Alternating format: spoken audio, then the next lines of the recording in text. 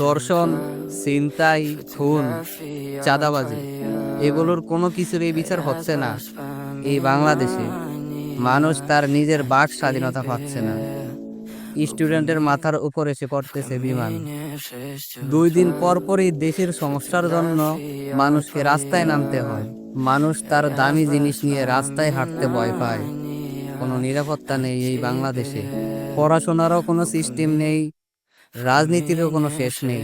আমাদের বাংলাদেশটা নাকি একটা স্বাধীন বাংলাদেশ, তাহলে এত মানুষের নিরাপত্তা, এত মানুষের স্বাধীনতা কোথায়? জানতে চায় জাতি।